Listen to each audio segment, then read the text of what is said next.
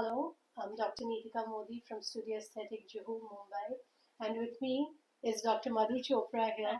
And I'm aching to get to know from her all her secrets to looking age defying and looking so out there. Let's talk how we can keep ourselves from aging and aging gracefully, looking as young as we can, because ultimately aging is something that does affect all of us, but we don't have to show our age, and you've really done very well with that, Doc. Thank you. Is that a backhand compliment I got? I just thank you, Dr. Neetika Modi. Yes, concept has changed. There are a whole group of people who feel I should age naturally, gracefully. It's your choice. It's perfectly fine. God made you that way. Your anabolism and catabolism have to go up and down as God created. So when after 35, 30, the catabolism starts to take over, anabolism reduces. Anabolism meaning the cell growth, newer cells forming, keeping you youthful, that reduces. And catabolism starts. Catabolism means cell destructions happen. So our entire body is comprises of cells. Every part of us is made of cells. So if we take care of our cells, you can probably delay aging, but which is very hard to do. As you age, like I said, catabolism takes over. So, what as cosmetologists or physicians or doctors, nutritionists, um, phys ed advisors, who train you to keep a fit body, everybody, the first thing they advise you is how to maintain your status quo. If you start working, you start taking care of your body from age 30, age 25, age 35, all of us would help you retain your age to that point. Our effort would be that you do not age beyond that. So if you're working out, if you're keeping healthy diet, if you visit the doctor often enough to see that you have no systemic ailments, you have no genetic diseases, you don't have any hereditary issues, everything can be put under control. All of these contribute towards aging. Aging is not such a scary word when you say aging, and anti-aging is only for those people who want to not look like their grandmas before they have become grandmas, is how I say. But Doc, coming to, I think the single biggest factor, I think, in looking your best and looking young is, I think, the way our cells are given oxygen. I think every cell receiving that right supply of oxygen going to every part of your body. So isn't it down to how we breathe, how slow we breathe, or how fast we breathe? Very often we see, I mean, nature shows it to us. You see that the dogs, the way they pant, they breathe so fast. They live to be 15 to 17 years. And we look at the tortoise, you see the tortoise, deep inhaled breaths, lives to be 100 plus. So I guess one of the essential things of aging well or anti-aging is the breath control. How we can bring our breath down, and this is what the yogis up in the Himalayas do. They, I mean, most of us breathe at a rate of 30, 40, 30 to 40 breaths a minute. So if we can learn to bring them down through pranayam or through various If you're ways. working out, then the breath may be going up to 40, 44. But normal people breathe up to 20 to 30, anything between them, depending on how hyper they are. Yeah, so even in that single individual, while he's at rest, he would be at a certain amount of breaths per minute. And when he works out, it should go up to 15 breaths, probably more a minute. But learning to get your breath down to below 15 in a minute, breathing, not getting stress. Stress is a big thing. I think that adds to aging, right? Absolutely. See, aging starts from mind, your self worth, and then it shows on your body. So, first control your mind. All those uh, debauchery. Yeah. The debauchery contributes to it, number one. Bad habits contribute to it. Alcohol, smoking, eating bad quality food, eating food that does not um, get digested easily, not working out, staying in bed, late nights, bad sleep habits, circadian cycle going for a toss. All these things contribute. And breathing, as Neetika says, is a very important part of all this, but it's a very small part. Yeah. You have to control your breathing, control your mind, control your eating, control your habits, control your urges. How much sleep you get? Yeah, control your desire to party every day. No, you can. I'm not saying I'm not against partying. I'm a happy person. Yeah, so how do you maintain all of this with having such a hectic social calendar and you're back at work every morning too? So what is it that you do different? Like thoda sa kuch nuska, something that's a hidden treasure that you need to tell us that we can do to keep looking and feeling. It's not just, I feel you don't just look young, but you're far younger than me in terms of how much you can get done in a day. I mean, you won't tire off as much as I could by the end of a day. I know, being with you for so long. After a hectic day of a conference, of lectures, of seeing patients, you still have it in you to party till 2 or 3. So what is it? I'll tell you. All the verticals that I explained to you. One is control your habits. So I have segmented my life. Daytime, if I'm doing a particular thing, I'm only there. I start my day with meditation and breathing, pranayama, yoga, and a little bit of aerobics to keep the blood supply going. So this is my first 40 minutes of waking up.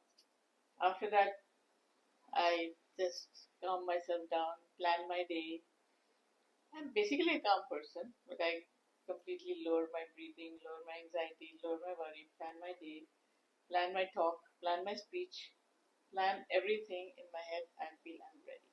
So that adds to my self-worth. And then my beauty routine, if you've seen my podcast, Yeah. it's quick, but it's consistent. Weekends is long, but it's consistent. So, and most of it is natural. Most of it is home remedies, and and what cosmetics I use are high end to me. You won't believe it. I use the lowest of cosmetic on my skin. The moisturizer I use, you won't believe it, is Borolene. Wow. Really. It has something in it that suits the pH of my skin, probably. I have a very dry skin. And it keeps my skin looking healthy and not dry. But of course, I have other Dr. Obaji's face wash, so I have a whole spectrum of therapies. But most important is I keep my brain, mind calm. I'm consistent in my routine. I don't overlap, overshadow. If I'm with my children, I'm only with my children. I don't even think about people, patient, clinics, outing, nothing. If I'm out having fun, I'm only having fun. I'm not worrying about the bag lagi hogi. So that's being in a meditative state. Meditation is not what you do for that 5-10 minutes. Yes. So each day of mine is compartmentalized so sharp that if I'm here, I'm here.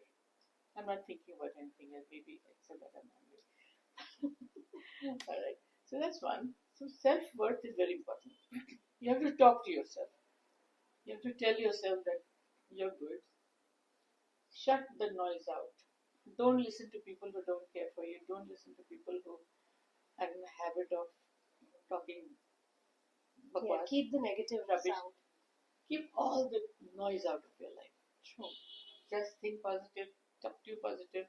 If you have friends who are happy to see you, be with them. If you have companions who are happy to see you, be with you, be with them. Just remove the riffraffs. You don't need them. You don't need a crowd in your life. So that is the third thing I do. Fourth, I sleep very sound. My head touches the pillow and I'm gone. And I take at least a minimum of 5 hours and a max of 7 to 8 hours sleep every day. Right. So this 5 hours equate to keeping you fresh the next that's day? Enough. 5 hours I think is mostly enough for a person. If it's a REM4, deep sleep, 3 to 4. This is what I believe in, Doc, because if I sleep for more than 5.5 hours, I get a headache. And people are like, no, you're not doing right. But I feel it's more the quality of your sleep than the quantity of your sleep. Those who toss and turn even just stay in bed 12 hours, so don't get the sleep. Absolutely. So these are the people who start to age faster. Those who do not get sound sleep, who cannot be calm, who do not stay consistent. Yeah. Whatever they do, it should be consistent. Your body likes discipline. Yeah. Your body likes to have structure. I mean, if you sleep at 7 today and tomorrow at 3 a.m. in the morning, your body's not going to fit.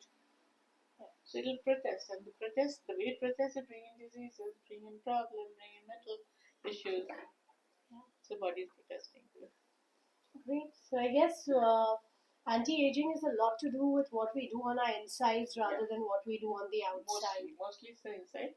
Outside it's just leap up of the other. And of course, let's not forget sun exposure. Let's we've seen time and again that on the same individual, the side which is facing the sun vis-a-vis the one which isn't, you see the aging there, wrinkles and everything on the skin is directly proportional to sun. So if there's a little light you want to throw on that, you know. Yes. I think sun is life giving. Sun is the most essential thing in the entire universe. It gives you energy, it gives you life, it gives you sustenance. You should not avoid sunlight, because it helps you get your calcium going, get your system going, get your bacteria, getting your immunity, everything. So sun is most essential. People say use sunscreen, don't go out into the sun. I don't agree with that. You should have some amount of sunlight, which is at the best time to have that sunlight, 10 minutes at least, and more if you can, is the early morning sun. That is the most beneficial sun rays that come to you, and that will help you maintain good health. And thereafter, when the UV rays, the ultraviolet rays are more strong and the sun is hotter and higher, right up on your head, that's when you should avoid the sun. Avoid the sun. Sun is like a friend. You want to have them around, but you should treat it with respect. Treat them with love. Treat them with, that you love to see the sun coming to your house, the sun, rising sun, the setting sun. But when they're hot and angry, you don't want to be around them. So and sunscreen has to be used in a limited way. If you have to stay outdoors all day, go ahead, use sunscreen all over your body. 70 also. If you like on the beach or you're working outdoor field work, you have to stay covered, protected. But when you come back, you must wash it off, because it leaves a residue which blocks your pores, and that is not going to be a good thing for the health of your skin. You should wash it out. And suppose you are in the field, sunscreen works just for 3 to 4 hours, one application. You have to redo it.